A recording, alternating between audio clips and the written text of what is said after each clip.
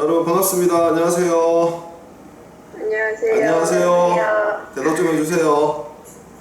안녕하세요. 이렇게 맨날 교실에서 보다가 원격으로 보니까 마스크도 벗고 있고 또 새로운 느낌이 나는 것 같습니다. 태풍이 지금 올라오고 있다는데 사실 오늘은 여러분들이 학교를 와도 되지만 내일 오전부터 오후까지가 이제 태풍의 가장 영향권이어가지고 부산이 상당히 많은 피해가 날 것으로 지금 예측이 되고 있지만 그래도 아무 탈 없이 무사히 지나가서 다시 학교에서 만나 뵙게 되길 바랍니다. 오랜만에 원격 수업을 하니까 그때가 생각이 납니다. 코로나 때 여러분들도 다 겪었겠지만 이 학교에 왔다가 안 왔다가 하기도 하고 또 오로지 원격 수업을 할 때도 있었지 않습니까? 어떻습니까? 집에서 있어 보니까 더 좋나요? 하필 이게 우리 대답이 없는 집중이 요건이 안 돼요. 집중이 안 됩니까? 집중이 안 돼요. 누구는 이렇게 손으로 좋다고 좋다고 하는 친구도 있는데 뭐 하루 정도는 편할 수도 있는데 이게 계속되면은 사실 좀 좋지 않지 않겠습니까? 그래서 오늘은 원격 수업이긴 하지만 우리 집중을 해서 잘 시작을 해보도록 하겠습니다. 오늘 여러분과 선생님이 함께 수업할 작품은 전원사시가 신계영씨의 전원사시가라는 작품입니다. 우리가 지난 시간에 연행가와 탄궁가, 가사만 두 작품을 배웠는데 오늘은 드디어 우리 시조를 배우게 됩니다. 수능에서 가사가 가장 많이 1순위로 출제가 되고 있지만 언제든 나올 수 있는 출제 빈도 2순위의 시조 역시 대비를 게을리할 수가 없습니다. 여러분하고 선생님하고 시조를 지금 처음 배우는 것이기 때문에 시조하면 알고 있어야 되는 형식적 또 그리고 장르상의 특징을 좀 살펴본 후에 작품 공부로 들어가 보도록 하겠습니다. 자, 가장 먼저 시조의 특징이라고 하면 먼저 여기 이 정형시라는 특징을 가질 수가 있습니다.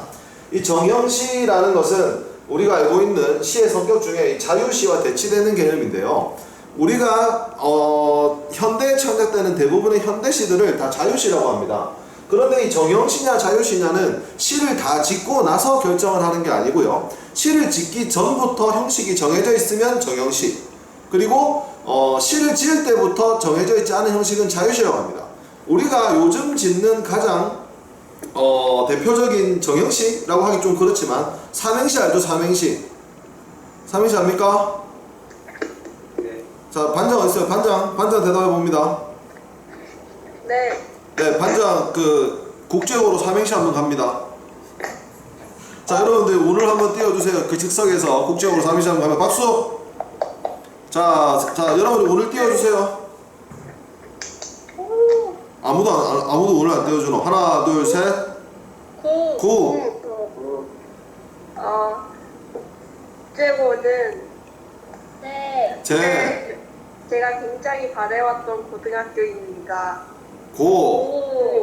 고등학교 생활이 행복했으면 좋겠습니다. 와, 잘했습니다. 박수.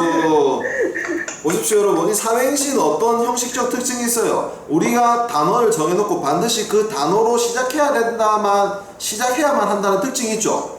그러니까 시를 짓기 전부터 정해져 있지 그냥 세 줄로 쓴다고 삼행시가 아니지 않습니까?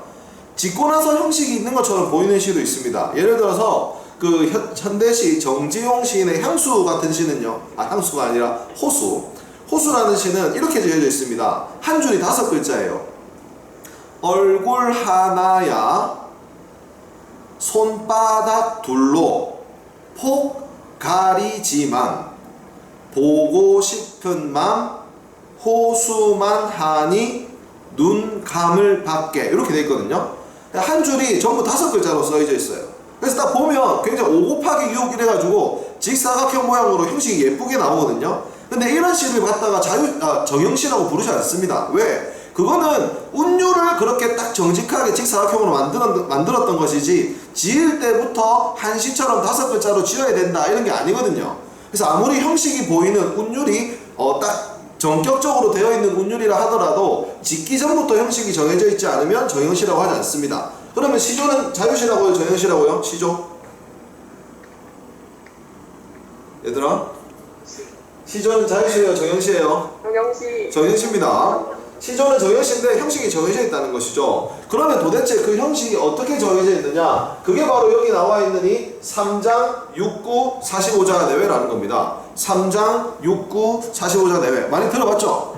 여기서 3장이라는 것은 시조는 여러분들 세 줄로 이루어집니다. 세 줄. 그래서 제일 첫 줄을 무슨 장이라고 하죠? 몰라요? 초장. 그렇지. 그 다음에 가운데 줄을 중장. 그리고 맨 마지막 줄을 종장이라고 합니다. 종장. 그래서 시조는 무조건 세 줄로 이루어져 있습니다. 저번에 선생님이 예로 들었던 단신가 가지고 한번 해볼까요? 단신가. 단신가의 제일 첫 줄 초장은 뭡니까? 이 몸이 죽고 죽어 100번 고쳐 죽어. 이렇게 해서 한 줄이 한 장이 그 첫 줄로 구성이 됩니다. 그리고 저번에 가사와 마찬가지로 사음보의 율격을 가지고 있는데요. 이 사음보라는 것은 한 줄을 몇 도막으로 끊어 읽느냐 하였죠. 저번에 봤다시피 가사와 똑같이 시조도 한 줄을 사음보, 네 도막으로 끊어 읽어야 됩니다. 그래서 네 도막짜리가 세 줄이 있는 거예요. 이 몸이 죽고 죽어 100번 고쳐 죽어. 그 다음에 중장, 백골이 진토되어 넋이라도 있고 없고. 그 다음에 종장, 임향한 일편단심이야 가실줄이 있으랴. 이렇게 해가지고 초장, 중장, 종장의 3장으로 구성이 되어 있습니다. 그리고 육구라는 건 무엇이나 육구. 육구라는 것은요, 그 시조를 한서가 보이나요? 여기다 적으면 보이겠죠? 그 이렇게 네 도막으로 한 줄이 네 도막으로 구성이 되어 있는데 여기 맨 앞을 초장, 가운데를 중장, 끝에를 종장이라고 한데 있습니다. 근데 시조에 이 구라는 것을 잘 모르는 사람이 많은데요. 구라는 개념은 이 한 장 안에 앞음보, 일음보와 이음보, 삼음보와 사음보 요 두 개씩 묶어가지고 하나의 의미 단위를 형성합니다. 의미 단위. 그래서 저 구, 육구는 의미 단위를 말하는 거예요. 잘 보세요. 이 몸이 죽고 죽어. 하나의 의미 단위죠. 주어 서술어. 100번 고쳐 죽어. 백골이 진토되어 넋이라도 있고 없고 임향한 일편단심이야 가실줄이 있으랴. 이런 식으로 앞음보와 뒤음보가 두 개씩 연결돼가지고 총 6개의 의미 단위를 만든다고 해서 6구라고 하는 거예요. 6구. 그러니까 이런 식으로 되는 게 없어요. 의미 단위가 여기 한 개, 요렇게 두 개 묶어가지고 요렇게 의미 단위가 세 단위로 나오는 경우는 시조는 없습니다. 반드시 요렇게 6개의 구절을 만들기 때문에 6구라고 하는 겁니다. 그럼 45자는 무엇이냐? 어떤 학자가 조선시대에 나오는 수많은 시조의 글자 수를 세가지고 통계를 내봤답니다. 그랬더니 어떤 결과가 나오느냐? 가장 많은 글자 수가 3434, 3434, 3543이 제일 많이 나오더라는 겁니다. 이때 요 글자를 다 더하면 45자가 되고요. 45자 플러스 마이너스가 될 수 있기 때문에 45자 내외라고 하는 거죠. 그런데 선생님 생각에는 45자를 맞추려고 썼던 건 아니고요. 우리말의 단어수 중에 제일 많은 게 두 글자랑 세 글자예요. 그리고 우리말은 조사를 붙이기 때문에 두 글자 더하기 조사를 붙이면 세 글자가 되죠. 세 글자 더하기 조사를 붙이면 네 글자가 되죠. 그래서 아마 이 3434가 가장 많지 않았을까, 그래서 45자 내외가 되지 않았을까라고 선생님은 그렇게 생각을 합니다. 실제로도 시조들을 살펴보면 대부분 단어들이 그렇게 이루어져 있는 것이지 글자 수를 처음부터 정해놓고 쓸 것 같지는 않았습니다. 그리고 또 하나 시조의 중요한 특징 중에 하나가 이게 있습니다. 종장의 첫 음보는 무조건 세 글자로 돼야 된다. 종장의 첫 음보라고 하면 어딥니까? 초장, 중장, 종장의 이 첫 번째 이거 있죠, 이거. 얘는 무조건 세 글자로만 써야 한다는 규칙이 있었습니다. 현대 시조 중에는 이 세 글자를 파괴해가지고 두 글자로 쓰는 시조들이 있는데요. 조선시대 시조는 모두 이 종장의 첫 음보는 세 글자로 고정을 했습니다. 요거를 맞추는 게 묘미인 거예요. 정해진 형식에 맞추어서 나의 감정을 잘 드러내는 게 정형식을 잘 쓰는 사람이에요. 그래서 시조의 특징은 간단하게 3장 6구 45자 내외 한 줄은 사음보의 율격을 가지고 있으며 종장의 첫 음보는 세 글자로 해야 된다. 이게 시조의 정해진 율격이다. 이렇게 보시면 될 것 같습니다. 그리고 저번에 얘기했다시피 시조는 가사와 달리 낭독하기 위한 가사와 달리 실제로 시조창이라고 해서 노래를 부르기 위해 창작되었다까지 알아두시면 시조의 형식적인 특징과 어떤 향유 방법까지 알 수 있게 됩니다. 하지만 이것만 안다고 시조를 다 안다고 볼 수는 없습니다. 이제부터 선생님이 4번, 5번에 대해서 얘기를 할 건데요. 시조는요 형식상으로 단시조와 연시조 그리고 평시조와 사설시조로 구분이 됩니다. 단시조하고 연시조는 뭐냐면 단시조는 방금 선생님이 예로 들었던 정몽주의 단신가처럼 초장, 중장, 종장 세 줄로 된 한 작품이 그것으로 완결이 되는 거를 단시조라고 합니다. 여러분들 현대시도 그 1년, 2년, 3년 이런 게 있죠. 한 년짜리 시가 있고 단년으로 된 시가 있고 여러 년이 있는 시가 있잖아요. 시조도 마찬가지로 한 년으로만 이루어진 시를 단시조라고 합니다. 그리고 한 년 이상 이렇게 여러 개, 지금 오늘 우리가 살펴본 신기영씨의 전원사시가도 한 수짜리가 아니고 여러 수가 합쳐가지고 전원사시가라는 작품을 이룹니다. 이러한 시조는 단시조가 아니라 연시조라고 하는 거예요. 연시조인데 이 한 년 한 년을 셀 때 단위를 연이라는 단위를 쓰지 않고 수라는 단위를 씁니다. 여러분들 선생님 학습지 출력했으시면 거기 보면 뭐 2수, 4수, 6수 이런 게 있죠. 그 수라는 단위가 현대의 연, 시조는 수라고 읽는다는 거죠. 근데 수시조라고 하지 않고 현대의 연이라는 단어와 똑같이 연시조라고 쓴다는 점을 알아두시면 되겠습니다. 그러면 여러분들 정몽주 씨가 쓴 단신가나 이방원이 쓴 하여가는 단시조입니까? 연시조입니까? 단시조. 그렇죠. 단시조죠. 반장이 책임감을 가지고 대답 잘 해주네요. 쳐다만 보고 있으면 대답 좀 해주세요. 자, 그러면 여러분 얼마 전에 여러분들 모의평가, 학력평가를 쳤습니다. 그때 혹시 나온 고전시가 작품 아나요? 뭐가 나왔죠? 벌써 까먹었어요? 혹시 아는 사람? 지난주에 쳤던 학력평가에 어떤 작품이 나왔다, 시조가 나왔는데 얘들아 아무도 모르니? 훈민가 나왔습니다. 정철이 쓴 훈민가인데 훈민가는 여러분 단시조였습니까? 연시조였습니까? 그렇죠. 연시조였습니다. 이제 단시조와 연시조 구분하실 수 있으시겠죠? 자, 그 다음에 평시조하고 사설시조는 무엇이냐면 방금 우리가 봤던 단신가나 하여가 같은 경우에는 딱 3장 6구 45자 내외에 그 틀 안에 쓰여져 있는 시조입니다. 그런 시조를 스탠다드한, 포멀한, 노멀한 시라고 해서 평시조, 평범한 시조라고 합니다. 그런데 어떤 시조들은 3장 6구 45자 내외가 아니라 중장이나 특히 중장이나 종장 중 한 장 이상이 길이를 쭉 길게 써서 사음보가 넘어가는 시조들이 있어요. 그런 시조를 뭐라 부르냐면 사설시조라고 부릅니다. 근데 평시조보다 이제 긴 게 사설시조인데 우리가 길이로만 알고 있으면 정확하게 알고 있다고 보기가 힘듭니다. 평시조에서 사설시조로 넘어가는 것은 여기 5번에서 설명하고 있는 조선시대의 문학사적인 역사와 함께 알고 있는 것이 정확하게 알고 있는 겁니다. 여러분, 조선 전기에서 조선 후기로 넘어간다 라고 할 때 그 조선 전기와 조선 후기를 구분해 줄 수 있는 중요한 사건을 문학적으로 생각했을 때 두 개만 고르라면 뭐가 있을까요? 조선 전기에서 후기로 넘어갈 때 문학에 영향을 미친 역사적인 사건 두 가지. 뭐가 있을까요? 임진왜란 좋습니다. 임진왜란 하는 게 맞습니다. 또 하나 더 뭐가 있을까요? 뭐라고? 임진왜란하고 병자호란하고 합쳐서 임병양란이라고 하는데 그 큰 전쟁은 분명히 영향을 미쳤습니다. 전쟁 말고 하나 더 있습니다. 뭘까요? 자, 전쟁 말고 하나 더. 맞춘 사람은 학년 교무실로 찾아오면 아이스 젤리를 수요일에 주도록 하겠습니다. 자, 하나 더 뭘까요?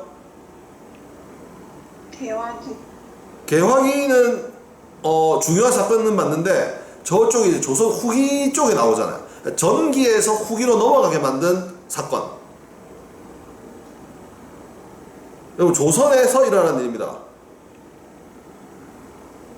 왕과 관련이 있습니다. 우리 6반 똑똑한 반인데 답이 안 나오네. 자, 10초만 기다려. 세종대왕 뭐? 한글 만들었어요. 맞아요. 누굽니까? 예원이? 저요, 김예원이요. 오케이, 예원이 교무실로 찾아오면 맛있는 거 드리도록 하겠습니다. 여러분들, 조선 전기에서 후기로 넘어갈 때 중요하게 영향을 미친 역사적 사건이 하나는 임자호란, 병자호란, 임병양란이고요. 하나는 한글의 창제입니다. 한글의 창제. 이게 왜 영향을 많이 미쳤냐면요, 조선 전기와 조선 후기를 문학적으로 비교를 하면 어떤 차이가 나냐면 이 작가층이 많이 확대가 됩니다. 작가층의 확대. 조선 전기에는 집권 계층이었던 사대부들만 시조를 쓰고 가사를 씁니다. 그러다 보니까 조선 전기의 작품들은 대부분 유교적 사상, 자연의 아름다움, 임금에 대한 충성, 백성들에 대한 교훈 이런 것들이 조선 전기에 창작되는 작품의 주제가 돼요. 시조든 가사든. 그런데요, 조선 후기에 되면 평민들도 가사를 쓸 수 있습니다. 가사를 잘 안 쓰고 시조를 씁니다. 왜 그게 가능했을까요? 한글이 창제되고 보급되었기 때문입니다. 그런데 여러분들, 한글 창제는 아까 누가 했다고? 세종대왕. 세종대왕님이 하셨잖아요. 세종대왕은 조선의 몇 대 임금입니까? 손가락으로 표시해 보세요. 손가락 아무도 안 듣는데. 1대 임금 조선 건국입니까? 세종대왕? 아니면 2대? 네, 세종대왕 조선의 4대 임금이죠. 4대 임금. 네, 4대 임금이면 사실 조선 초기잖아요. 조선 초기. 근데 여러분들, 세종대왕님이 인스타그램을 하셔가지고 내가 드디어 2년의 연구 끝에 한글을 만들었다, 스토리 막 피드 팍팍 올려가지고 조선 백성들이 막 좋아요 막 눌러주고 이렇게 했겠습니까? 우리 그때는 인스타나 정보통신망이 없었기 때문에 한글을 만들었다 하더라도 즉시 보급을 하기가 힘듭니다. 그리고 백성들은 또 일을 했잖아요. 그래가지고 한글이 제대로 보급된 거는 조선 중기 이후라고 봐야 됩니다. 그래서 한글은 초기에 창작됐지만 조선 중기에서 후기로 넘어가는 결정적인 역할을 한 게 한글이에요. 그리고 임병양란 전쟁은 어떤 영향을 미쳤냐면, 여러분, 조선은 뭐가 가장 중요한 국가였습니까? 정신적인 그 사상이 뭐예요? 조선의 중요한 사상. 그렇죠. 유교죠. 유교. 고려가 불교라면 조선은 유교입니다. 유교 사상 중에 뭐가 있냐면, 자신의 분수에 맞게 자기가 할 역할에 최선을 다하면 나라가 부강해진다 라는 말이 있는 거예요. 그래서 뭐 가사 중에 이런 가사도 있죠. 군다이, 민다이, 신다이 이런 게 나오는 게 있습니다. 그게 뭐냐? 임금은 임금답게, 신하는 신하답게, 백성은 백성답게 살면 나라가 부강해질 것입니다 라는 노래가 나올 정도로 자기의 분수에 맞게 살아가는 것을 요구했다는 것이죠.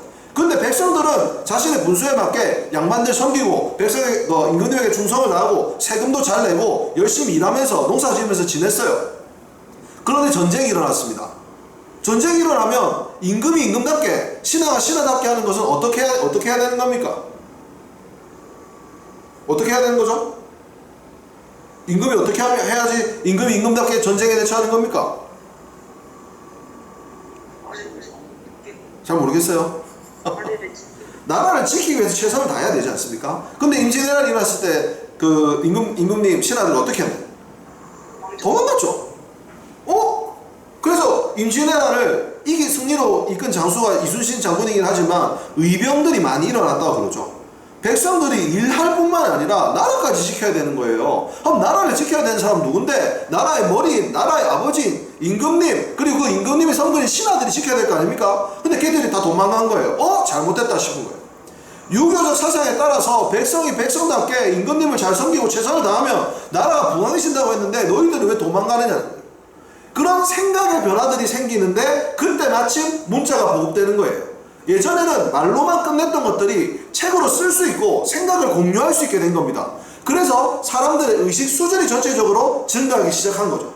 그래서 조선 중기의 소기로 넘어가면서 신분제도도 불안해지고 밀란도 일어나고 농민의 난이 일어날 수 있었던 이유는 그런 의식의 변화와 한글의 보급이 이 사람들의 지식 수준을 올려주고 그리고 그들이 연합을 할 수 있게 만들어줬다는 거예요. 이러한 것이 단순히 역사적 사건으로만 일어나는 것이 아니라 문학에도 드러나기 시작했다는 것이죠. 그래서 조선 전기에는 양반들만 시조를 지었는데 조선 후기로 가면서 양반이 아니라 평민, 기생, 중인 이런 사람들까지 작품을 쓰더라는 거죠. 하지만 평민들이 시조를 쓸 때 사실 양반들보다 불만이 많고 할 말이 많은 거예요. 그러다 보니까 이 양반이 좋아했던 노래를 부르기 위해 창작됐던 평범한 노멀한 형식의 평시조는 이 사람들의 마음을 제대로 표현할 수 없는 너무나 딱딱한 양식인 거예요. 그래서 어떻게 했느냐? 시조의 틀을 깨부수고 길게 쓰기 시작했던 거죠. 그래서 탐관오리를 비판하는 여러분 혹시 이런 시조 들어본 적 있습니까? 두꺼비 파리를 물고 두어미에 치달아 앉아 걷는 산을 바라보니 백송골이 떠있거늘 혹시 들어본 적 있어요? 두꺼비가 파리를 물고 이거 한 번도 못 들어봤어요? 이런 시조가 있는데 두꺼비가 파리를 물고 두엄 똥덩이 위에 앉아가지고 건너편 산을 바라보니까 송골매가 떠있는 거예요. 그래서 막 놀라가지고 우당탕탕 도망가다가 자빠졌구나 하고 맨 마지막에 하는 말이 뭐냐? 서라 이 날쌘 나이기의 망정이지 아니면 큰일 날 뻔했다라는 일단 사설 시조가 있어요. 근데 이 사설 시조가 사음보가 아니거든요. 길이가 길어요. 근데 그 내용이 뭐냐? 두꺼비가 탐관오리예요. 이 돼지같이 뚱뚱한 이 탐관오리가 두엄, 이 똥똥인데요. 부정으로 축적한 재산이라고 보죠. 똥덩이 위에 딱 앉아가지고 이 파리를 문다는 것은 파리는 연약한 백성이에요.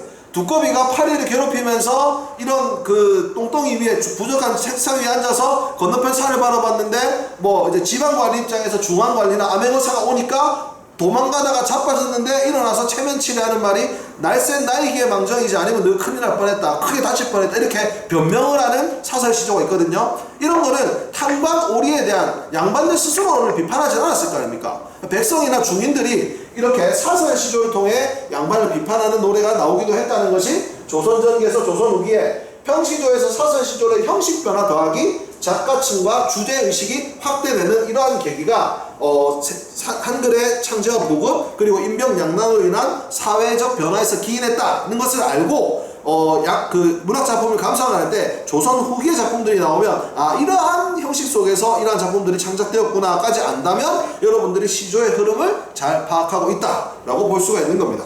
오늘은 시조 첫 시간이었기 때문에 시조에 대해서 알아둬야 될 내용을 설명을 했고요. 지금부터는 이제 작품으로 들어가 보도록 하겠습니다. 오늘 선생님과 여러분들이 함께 배울 작품은 신계영 씨의 전원사시가입니다. 전원사시가. 선생님은 작품을 바로 해석하지 않고 작품을 잘 이해할 수 있는 소스를 주는데요. 자, 오늘 소스는 한번 살펴보겠습니다. 오늘 우리가 함께 만나볼 작품은 전원사시가라는 연시조입니다. 여러분들 잘 안 보이죠? 이 사진 보입니까? 네. 사진은 보이죠? 사진은 보여요. 글씨는 안 보여도 됩니다. 내가 읽어줄 거니까. 오늘 우리가 함께 만나볼 작품은 전원사시가라는 작품인데요. 여러분들 이 사시가의 이 사시가 사계절을 얘기합니다. 사계절. 우리나라는 사계절이 뚜렷한 나라지 않습니까? 그래서 봄, 여름, 가을, 겨울이 예전만큼은 아니라고 해도 사계절이 갖고 있는 매력들이 다양한데요. 여러분들은 어떤 계절을 좋아합니까? 자, 봄을 좋아한다면 손 들어봅시다. 봄. 난 봄이 좋다. 일단 지금 내 눈에 보이는 건 2명. 여름이 좋다. 별로예요. 가을이 좋다. 겨울이 좋다. 예, 사람들이 이제 다 다른 계절에 지금 손을 들고 있거든요. 선생님은 개인적으로 옛날에는 봄을 좋아했어요. 근데 요새 봄에 미세먼지가 너무 많아가지고 봄 말고 요새는 가을이 좋습니다. 여름은 너무 덥고 겨울은 너무 춥고 가을이 좋은 것 같은데 가을이 됐는데 태풍이 좀 와가지고 좀 그렇긴 한데요. 여러분, 각 계절을 좋아하는 사람이 다 다르다는 것은 그 각 계절이 갖고 있는 특징이 다 다르다는 거죠. 여러분에게 봄은 어떤 계절입니까? 선생님에게 봄은 어떤 계절이냐면 바로 이 사진에 나와 있는 계절입니다. 이거 무슨 사진이에요? 체육대회. 체육대회 때 반티를 입고 있는 사진이죠. 여러분, 봄은 3월부터 시작됩니다. 선생님은 평생을 지금 학교에서 살고 있는, 거의 평생을 학교에서 살고 있는 사람이기 때문에 봄의 시작 3월은 선생님의 약간 1년의 시작과도 같아요. 3월이 되면 새학년, 새학기, 새로운 제자들을 만나는 것이 굉장히 선생님 입장에서 설레는 일입니다. 올해도 이제 여러분들은 내가 어떤 아이들을 가르칠까, 그리고 내년에 2학년이 되면 혹시 선생님이 또 2학년에 같이 올라가면 나는 또 어떤 말을 담임하게 될까, 막 이런 궁금증과 설레임이 막 있는 계절이 3월이거든요. 그래서 이제 3월, 4월 현장 체험학습도 갔다 오고 5월이 됐을 때 체육대회 해가지고 같이 반티 맞춰 입고 체육대회라는 게 선생님에게는 그게 바로 봄의 매력입니다. 자, 여름 하면 어떤 계절인가? 자, 무슨 사진인 것 같아요? 워터파크. 그렇죠, 워터파크죠. 여름 하면 역시 워터파크가 물론입니다. 바다를 좋아하는 사람들도 있는데 선생님은 이제 해수욕은 좀 귀찮아요. 막 가가지고 그 좁은 데서 막 옷 갈아입고 막 샤워도 장도 이상하고 좀 별로고, 워터파크만의 매력이 있는 것 같습니다. 올해는 선생님 딸내미가 생일이 6월인데 6월에 이제 생일 선물로 뭘 받고 싶냐고 했더니 워터파크를 가고 싶다 하더라고요. 그래가지고 이제 딸 생일 때 이제 워터파크를 갔다 왔습니다. 오랜만에. 근데 초등학생인데 파도풀에 먼저 이제 대형 파도풀에 갔는데 파도풀이 좀 물이 그날씨 좀 추웠어요. 파도풀에 들어갔는데 파도 한번 맞더만 아빠 여기 도저히 안 되겠다. 그래가지고 실내에 들어가가지고 실내 하루 종일 있었는데요. 이 여름에는 이 워터파크가 주는 또 매력이 있는 것 같습니다. 선생님 워터파크를 가족이랑도 가봤고 친구랑도 가봤고 애인이랑도 가봤거든요. 뭐가 제일 재밌게요? 뭐가 제일 재밌게요? 그것은 이게 유튜브에 올라갈 거기 때문에 노코멘트로 하도록 하겠습니다. 뭐야? 와, 프로 유튜브. 자, 다 각각의 매력이 있어요. 다 각각의 매력이 있는데 진짜 뭐가 궁금한지 뭐가 제일 좋았는지는 개인적으로 물어보면 알려주도록 하겠습니다. 어쨌든 여름은 선생님에게 이런 매력이 있는 계절입니다. 자, 가을입니다. 가을. 자, 여러분 여기 사진 보입니까? 여기 혹시 어딘지 아는 사람 있나요? 사진. 경복궁. 경복궁. 그럴 수도 있겠네. 하지만 여기는 여러분 그 불국사, 경주의 불국사입니다. 가을하면 단풍과 시원한 바람, 맑은 하늘, 푸른 하늘이 매력적인 계절이죠. 사진은 선생님이 가족들과 함께 불국사로 단풍놀이를 갔을 때 찍은 사진인데요. 사실 선생님은 경주에 가면 꼭 하는 게 있습니다. 그 보문호수가 있는 보문관광단지에 가면은 그 막 자전거랑 막 빌려주는 데가 있습니다. 압니까? 가봤죠? 자전거 같은 거 막 빌려주고 경주월드 바로 앞에 있어요. 선생님은 거기 가서 꼭 뭘 빌리냐면 그 바이크를 빌립니다. 바이크. 그 스쿠터를 하루 빌리는데 한 4만원에서 5만원 정도 하는데요. 그거 빌려가지고 선생님 경주를 돌아다니거든요. 이게 진짜 그 ATV라고 하나 그 자동차 이런 거 빌리면 도로를 많이 못 나가는데 바이크를 빌리면 도로를 다니면서 경주 곳곳을 다닐 수가 있어가지고 진짜 좋아요. 여러분 다음에 면허증을 따고 나면 이 바이크를 타고 한번 경주를 돌아보세요. 그럼 진짜 좋은 그 경주의 모습을 진짜 느낄 수가 있습니다. 자, 다음은 겨울입니다. 여러분 겨울하면 뭐가 생각납니까? 겨울하면 우리는 그 부산 사람들이기 때문에 대부분 겨울하면 눈이 생각나요. 눈.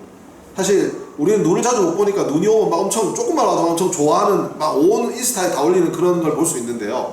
선생님이 본 가장 아름다운 눈은 딱 두 개. 첫 번째는 선생님이 2018년에 전주 한옥마을로 가족 여행 간 적이 있습니다. 한옥을 숙소로 잡았거든요. 한옥마을이니까 한옥 숙소를 잡았어요. 근데 선생님 올라갈 때 눈이 엄청나게 왔어요. 그래서 진짜 주차하기 직전에는 거의 도로가 통제되다시피 했어요. 그러니까 겨우겨우 이제 차를 주차하고 한옥에 딱 들어가서 저녁을 먹고 그 한옥은 약간 한옥만의 그 문이 있잖아요. 와, 그걸 딱 열었는데 이 노란 불빛에 이 눈이 쌓여 있는데 한옥에서 딱 봤는데 너무 예뻤어요. 한국적인 어떤 설경이라고 하나? 그게 진짜 예뻤고, 두 번째는 선생님이 국제중학교, 여기 5층에 있는 국제중학교에서 근무를 할 텐데요. 여러분들 그 국제중이랑 국제고는 졸업하면 동판에다 이름 새겨줍니다. 알고 있습니까? 1층에 가면 동판 있죠? 국제중에도 동판이 있어요. 근데 국제중은 한 학년이 한 60명 정도 되거든요. 두 반이고 60명밖에 안 돼. 두 반에 이름이 한 30명씩 적혀 있어. 근데 선생님이 담임을 했던 이 마지막으로 국제중에서 3학년 담임을 했을 때 그 동판에는 24명밖에 안 적혀 있어요. 24명.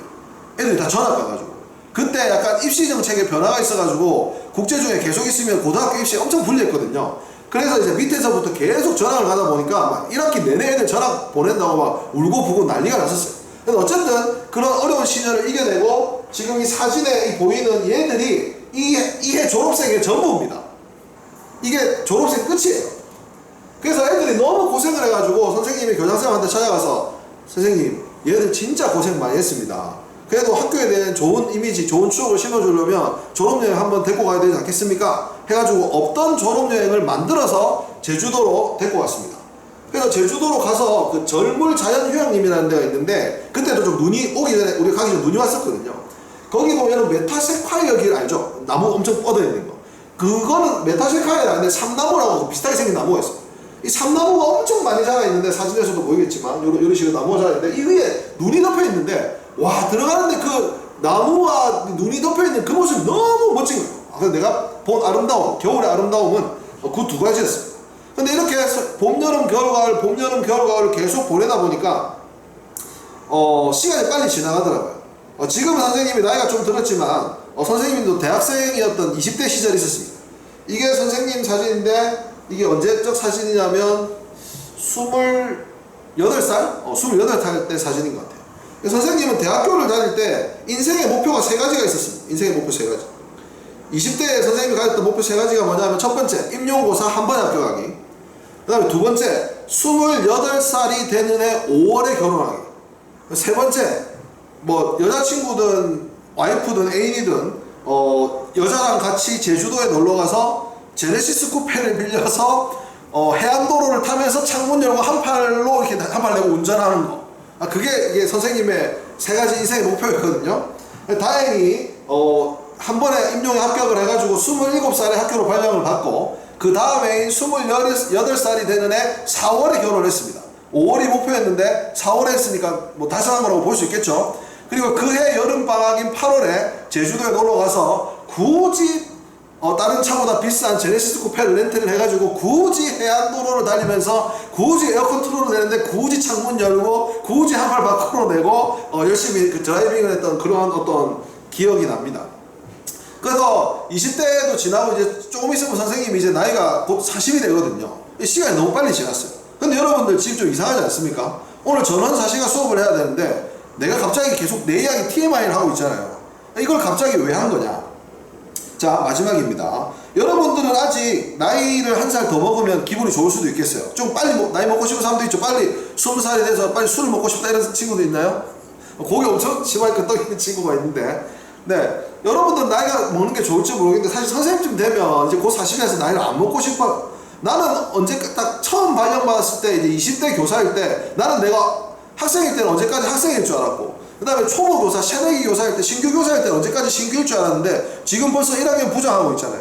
다른 선생님을 도와주는 부장 교사의 자리에 있잖아요. 세월이 그렇게 금방금방 지나가더라는 겁니다. 자, 여러분, 이상 선생님이 지금까지 말한 게 뭐냐 하면 조쌤 사시가 같은 거예요. 여러분, 오늘 우리가 배울 신계영의 전원 사시가는 봄, 여름, 가을, 겨울의 아름다움을 이야기하고 나이를 먹는 것에 대한 슬픔에 대해 이야기하고 있습니다. 선생님은 방금 뭐 얘기했죠? 내가 생각에는 봄, 여름, 가을, 겨울과 선생님이 나이 먹어가는 것에 대한 안타까움을 얘기했죠. 이 전원사시가가 이러한 내용을 가지고 창작이 되어 있다는 거예요. 전원사시가의 전원은 뭐냐? 그 농촌입니다. 농촌. 그러니까 농촌의 사계절의 모습과 그 다음에 그 생활에서 느꼈던 세월의 무상감, 이거를 노래한 노래가 전원사시가입니다. 자, 여러분, 제가 시간을 많이는 못 드리고 한 3분 정도 드릴 테니까 내용 한번 읽어보시고 문제를 풀 수 있으면 풀어보세요. 3분 있다가 같이 풀이를 하도록 하겠습니다. 학습지 없는 친구들은 좀 곤란할 수 있는데 지금 네이버 블로그에 가면 바로 학습지 볼 수 있습니다. 한 번만 그냥 여러분 스스로 해석하는 게 필요한 거니까 문제 다 안 풀어도 되니까 3분만 해석해 보세요. 자, 선생님이랑 같이 한번 보도록 하겠습니다. 여러분들 지난 시간에 선생님이 가사 설명하면서 이 가사의 주제를 어느 정도 묶을 수 있다라는 얘기를 했었습니다. 시조도 다양한 주제로 창작되었지만 어느 정도 묶을 수가 있는데요. 자연의 아름다움을 노래한 시조, 그 다음에 임금님에 대한 충성, 그리고 강과 호수에서 느끼는 어떤 그런 그 유교적인 사상, 그리고 가난함의 속에서도 어떤 풍족함을 누리는 안빈낙도, 그리고 백성들에 대한 교훈을 전달하는 노래, 이런 것들이 대부분 아까 얘기했다시피 조선 초기에서 중기에 사대부들이 작성한 것이고, 중기에서 후기로 넘어가면 뭐 남녀간의 사랑, 기생들이 주로 많이 지었고요. 지배층에 대한 풍자, 서민들의 생활상, 이런 것들도 많이 나오곤 합니다. 이것도 이제 그 시조의 주제가 다양한데 오늘 우리가 그 배우는 이 전원사시가는 이제 농촌 생활에서 느꼈던 그 농촌 어떤 정취, 이런 것들을 노래한 노래입니다. 근데 우리가 시조가 시험에 나왔을 때, 수능에 나왔을 때 조금 어려운 점이 이 바로 중세어로 그대로 그 시조가 나와 있는 경우가 많다는 겁니다. 여러분들 방금 읽으려고 했는데 읽다 보니까 그 좀 옛날 뭐 아래야 이런 것도 나오고 옛날 글이 많이 나오잖아요. 그래서 해석이 잘 안 되잖아요. 모든 걸 100% 해석하려면 중세 문법을 배워야 되는데 솔직히 말해서 중세 문법을 여러분이 지금 다 볼 수 있는 상황이 안 되니까 약간 뭐라고 해야 될까? 편법? 약간 팁? 이런 게 좀 있습니다. 몇 가지만 살펴보도록 할게요. 첫 번째로 이 분철과 연철을 생각하는 겁니다. 분철이라는 것은 지금 현대국어에서 하고 있는 끊어 읽기, 끊어 적기입니다. 끊어 적기. 예를 들어서 여러분들 국을 먹는다라는 말, 국을 먹는다는 말이 있을 때, 국을 있잖아요, 국을 먹는다고 했을 때, 지금 현대국어는 이렇게 쓰죠. 국을, 받침을 여기다 쓰잖아요. 이걸 뭐라고 하냐면 분철이라고 하는 거예요, 분철. 그럼 연철은 뭐냐? 그냥 발음 나는 대로 연결해서 적는 거예요. 국을. 이건 회사 이름인데, 이게 연철된 겁니다, 연철. 근데 중세 때는 어떻게 적냐면 이 분철이 일반화되지 않았고 연철이 일반화가 되어 있어요. 그래서 거꾸로 우리가 읽을 때는 어떻게 하면 될까요? 받침으로 내려서 해석하면 해석이 되는 경우가 있습니다. 연철이 된 게 많기 때문에 우리가 분철을 시켜서 해석을 하면 좋다라는 얘기입니다. 조금 이따가 같이 볼게요. 자, 두 번째로 아래하자입니다. 아래하자, 점찍혀 있는 거. 요거의 실제 발음은 아와 어의 중간 발음인 정도 됐다고 합니다. 그래서 한글이 아니고 헝글, 이 정도로 발음하면 되는데 실제로 우리가 해석을 할 때 이 아래 한자는 역사적으로 아로 바뀌기도 하고 으로 바뀌기도 하고 우로 바뀌기도 했어요. 그래서 아래 한자가 나오면 그냥 아라고 읽 때 그냥 딱 느낌을 보고 거기에 어울리는 몸으로 바꿔서 읽으면 됩니다. 자, 세 번째로 구개음입니다. 구개음화.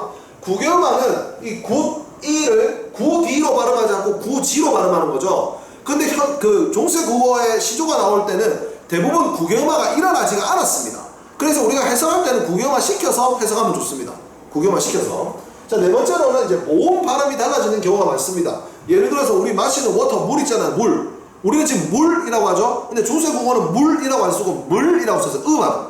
그 물일이 나오면 우리가 물로 바꿔서 그때 상황에 맞게 가장 적합한 모음으로 바꿔서 해석을 하면 된다는 겁니다. 이게 약간 팁이거든요. 한번 실제로 이 팁을 하면서 같이 한번 읽어볼게요. 자, 양파의 풀이 기능이 있죠. 양파는 어니언이 아닙니다. 양파. 원래 이거 문제가 밑에 뜻이 나와 있는데 양지 마른 언덕에 풀이 기니 봄빛, 봄빛이 빛이겠어요? 머리 빗는 빛? 봄이면 당연히 멋지겠어요. 빛. 그러니까 이게 받침도 좀 다르죠. 봄빛, 그 치읓 발음, 봄빛이 늦어 있다, 늦게까지 있다. 그러니까 봄이 됐으니까 이제 점점 해가 길어진다라는 얘기죠. 자, 소원은 우리의 소원은 통일할 때 그 소원이 아니고 한자를 조금 하면 작은 소자, 작은 소자. 작은 정원이에요. 작은 정원. 도화는 뭡니까? 복숭아꽃입니다.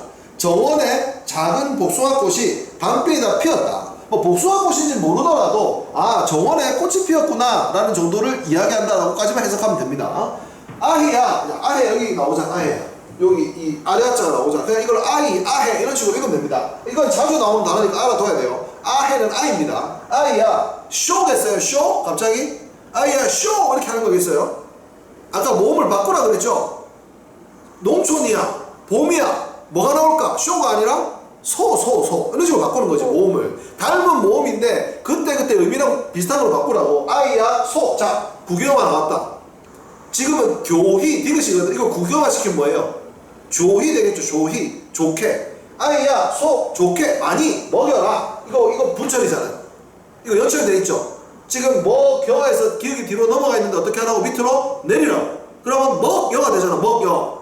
아이야 소 좋게 먹여서 논밭을 갈게 하여라가 되는 거죠. 그러니까 봄이 됐으니까 이제 소를 통해서 그 밭을 가는 농촌의 모습, 봄의 정치를, 농촌의 정치를 나타낸 겁니다. 자, 다음 봅시다. 잔화 딘 후에 자, 딘 이거 구개화 안 됐죠? 구개화 시키면 어떻게 되면 돼요? 진 하면 되죠. 잔화는 잔화 꽃입니다. 잔화 남은 꽃 이제 여름이 됐으니까 꽃이 남은 게 다 진 후에 녹음이 이거 분철 나왔지. 분철 연철 밑으로 내지. 녹음이 깊어간다. 풀이 파래진다. 백일고촌 하얀 해가 떠있는 외로운 촌에 낮 이거 봐 아래 한자가 닭으로 읽으면 되잖아. 낮 닭의 소리로다. 그러니까 낮에 닭이 운다. 여러분 농촌에 이제 낮에 닭이 우는 여름철에 그런 모습을 나타낸 거예요. 아예야 계면교가 아니라 계면조. 계면조는 이제 슬픈 노래를 불러라. 긴 졸음 깨우자. 여름이 되니까 좀 졸음이 오니까 노래 한번 불러봐라라는 닭이 울고 약간 이렇게 뭐라고 할까 축 처지는 그런 더운 여름철에 농촌의 모습을 나타내고 있는 겁니다. 이제 가을이 됐습니다. 동리에 국화가 피니까 이제 가을이 온 거죠. 중량이 거의 다 됐다. 거의로다. 이 중량절은 9월 9일을 얘기합니다. 9월 9일이 다 됐다. 자체로 빚은 술이 하마 아니겠느냐. 자체가 뭔지 몰라도 지금 뭘 했다고? 술을 빚었다고요. 가을이 되니까 곡식을 통해서 이제 술을 빚었겠죠. 이 벼로 쌀로 빚은 술이 아직 안 익었느냐 하고 묻는 거예요. 아이야 자야 황계로 안주 장만하여라. 뭔지 몰라도 술 안 익었냐? 술 갖고 와봐라. 안주 장만해라. 가을은 이제 추수의 계절이니까 농촌에서도 이런 안주와 술을 해가지고 이제 먹고 싶은 그런 어떤 가을의 풍성한 농촌의 모습을 나타내고 있는 구절이라고 볼 수가 있겠죠. 자, 이제 겨울입니다. 북풍. 자, 북풍이 높이 부니 외는 산이죠. 앞산에 눈이 딘다가 아니라 눈이 진다겠죠. 이제 겨울이 와서 바람이 불고 산에 눈이 내리는 것을 보고 있습니다. 모첨 이거 자주 나오거든요. 모첨은 초가의 지붕 처마 얘기합니다. 모첨 찬 빛이 초가집 지화에 차 있는 빛이 석양이 거리로 되지. 해질무렵입니다. 해질무렵. 아이야 도죽 콩죽 익었느냐 먹고 자라. 겨울에는 해가 빨리 떨어지니까 그때는 불도 없었으니까 따뜻한 콩죽 먹고 일찍 자라. 그러니까 뭐 별거 없어요. 그냥 겨울철의 농촌의 풍경을 봄, 여름, 가을, 겨울을 지금 한 수씩 나와 있는 거예요. 근데 마지막을 봅시다. 이봐 아이들아 새해 온다 즐겨봐라. 여러분들 막 아이들이 새해 왔다고 와 또 꼭 먹자 막 새해다 즐겁다 막 이렇게 하는데 그렇게 하지 말라는 겁니다. 왜? 헌사한, 어수선한, 뭐 야단스런 세월이 소년을 자 아사라고 되어 있는데 밑으로 내려야 돼요. 빼앗아 간다고요. 이 소년은 뭐예요? 보이가 아니고 어린 시절. 그러니까 세월이 쑥쑥 지나가잖아. 어린 시절을 다 뺏어 가느니라. 선생님도 지금 생각해보니까 세월이 다 뺏어갔어. 내 젊음을 다 뺏어가서 지금 선생님 늙어가고 있고 너무 기분이 안 좋아. 그래서 이 사람들, 우리도 새해 즐기다가 이 백발이 되었노라. 나도 새해 막, 와, 새해다 이러다 보니까 이제 백발이 다 됐다는 소리입니다. 선생님도 이제 새해 몇 번만 더 하면 이제 좀 있으면 할아버지 되게 생겼어요. 여러분들 지금 한 살 먹어도 별 기분 없잖아. 좀 있어 봐봐. 나이 먹어간다고 그럴걸? 30살 되면 금방입니다. 금방. 이렇게 뭡니까? 봄, 여름, 가을, 겨울 이야기하다가 마지막에 세월이 흘러가는 것에 대한 안타까움 얘기했죠. 아까 선생님이 처음에 수업 전에 소스로 말했을 때 그거랑 비슷하죠. 선생님의 봄, 선생님의 여름, 가을, 겨울, 그리고 세월이 흘러가는 것에 대한 안타까움. 그러니까 이런 감정을 조선시대의 양반이었던 이 신계영씨가 노래한 노래가 뭐다? 전원사시가다라는 겁니다. 이러한 감상으로 우리가 전원사시가를 바라보면 될 것 같습니다. 자, 문제를 같이 풀어보겠습니다. 1번 기역에서 미음에 대한 이해로 가장 적절한 것은, 자, 기역을 봅시다. 양파의 풀이기니 봄빛이 늦어 있다가 화자가 지향했던 초월적 삶의 세계가 회고된다. 너무 많이 나가지 않았습니까? 이거 그냥 단순히 그냥 봄에 이제 양지 바른 곳에 풀이 이제 길고 봄이 이제 오고 점점점 낮이 길어진다 이 소리인데 그게 무슨 초월적인 삶의 세계입니까? 그러니까 여러분들이 해석을 제대로 하지 않고 그냥 고전시가 어려운 거 막 이러면 아 그래 이 사람은 뭐 양파가 풀이 긴 게 이 사람이 가고 싶어하는 곳일 거야, 이런 식으로 상상하고 잘못된 상상을 하면 안 된다는 겁니다. 자, 이번 니은 잔화 다 진 후에 녹음이 깊어간다. 녹음이 이제 여름에 풀이 파래지는 그런 거잖아요. 꽃이 지고 나서 풀이 파래진다. 꽃이 떨어진 것에 대한 화자의 안타까운 심정 어디 있어요? 슬픔이 어디 있어요? 없죠? 내 감상이 아니고 화자의 감상을 찾아야 됩니다. 없기 때문에 2번 틀렸습니다. 3번 아이야 계면조 불러라 긴 졸음 깨우자, 잠 좀 깨우자. 시름을 일시적으로만 잊고자 하는 화자의 의도? 시름이 어디 있어요 지금? 농촌에 아무 걱정이 없어요 지금. 그냥 봄, 여름, 가을, 겨울에 평화로운 농촌 풍경인데 졸음이지 시름 아닙니다. 3번 틀렸네요. 4번 아이야 자의 황계 꽃게나 누런 담으로 안주장만하여라. 여러분들 저번 주에 그 급식에 삼계탕 나왔잖아요. 그때 막 애들이 우리 학교 삼계탕 맛있는데 라고 막 먹고 싶다는 얘기 많이 들었거든요.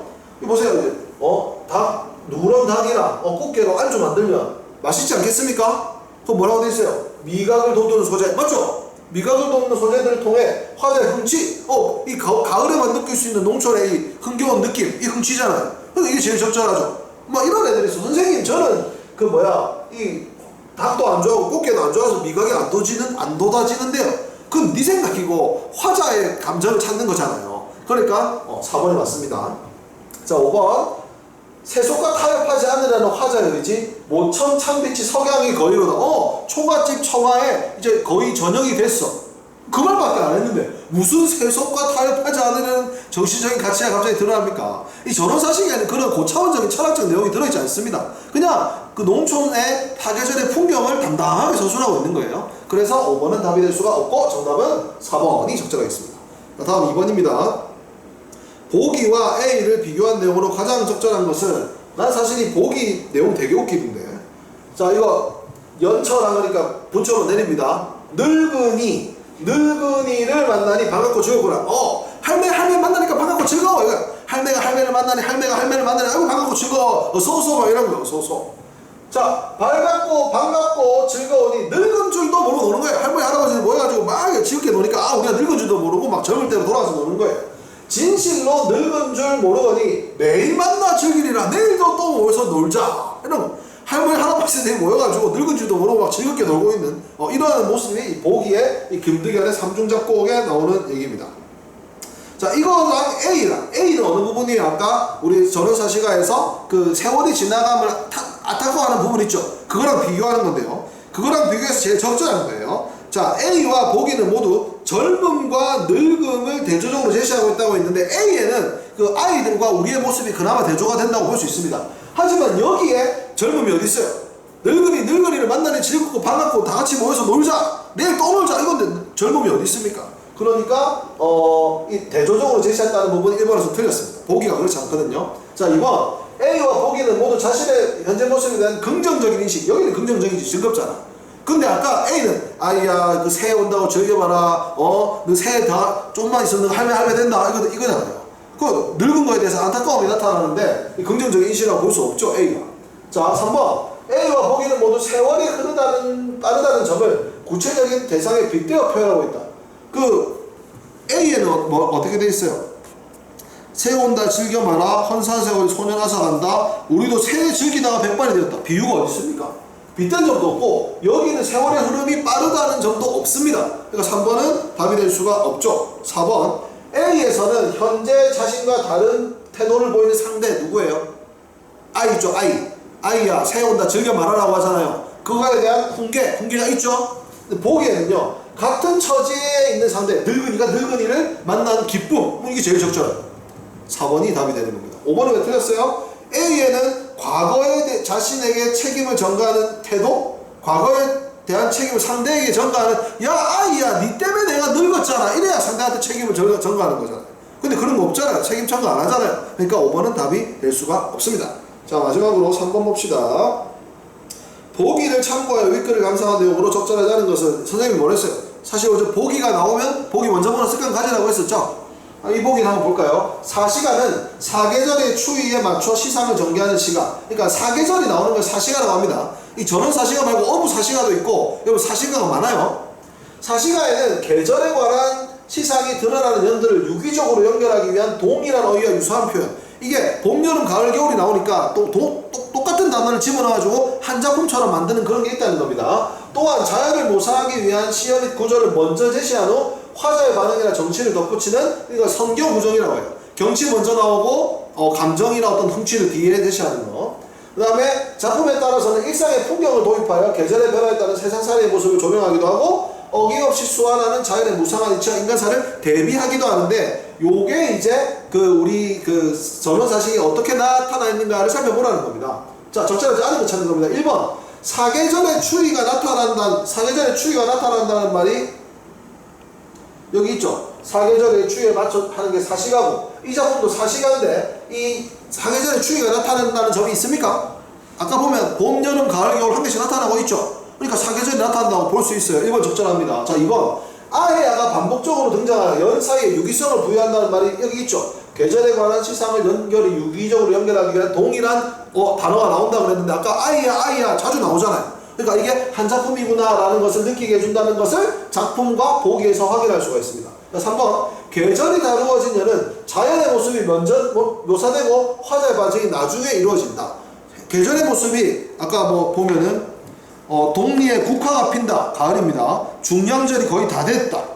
자체로 비준술이 아직도 안 익었냐? 아이야 안주 장만해라 이러면서 먼저 계절 제시하고 그 다음에 계절에 하는 일들을 하고 있기 때문에 선경구정이라고 볼 수가 있습니다. 4번. 봄에 소를 먹여 논밭을 가는 것과 가을에 올겨로 비준술을 찾는 것은 일상의 풍경을 도입하죠. 농촌의 일상의 풍경을 그대로 제시하고 있습니다. 자, 마지막으로 강연에서는 일정하게 순환하는 자연의 이치와 그러한 이치를 삶에 고연하지 못한 인간을 대비한다고 했는데, 순환하는 자연의 이치와 인간사가 대비된 것은 맨 마지막 년에 자연을 흘러가고 나는 나이가 들었다는데, 사실 그 부분도 대비가 되어 있지는 않고 모든 년에 이런 내용이 있는 게 아니기 때문에 5번은 답이 될 수가 없습니다. 자, 이렇게 해서 문제 3문제 모두 풀어봤고요. 원격 수업임에도 열심히 참여해준 여러분께 감사를 드리고, 반장이 반톡에 여러분들 그거 올려놨죠? 수업 후기 적는 거. 원격 수업 때는 선생님이 여러분들이 좀 더 잘 들었는지 보기 위해서 그런 것들 받고 있거든요. 길게 적는 거 아니니까 간단하게 언급해서 지금 바로 적어 주시고 나중에 수업 잘 듣고 점심도 맛있게 드시고 오늘 하루 즐거운 하루 되시길 바랍니다. 자, 여러분 수고 많았습니다. 안녕히 가세요. 수고하셨습니다.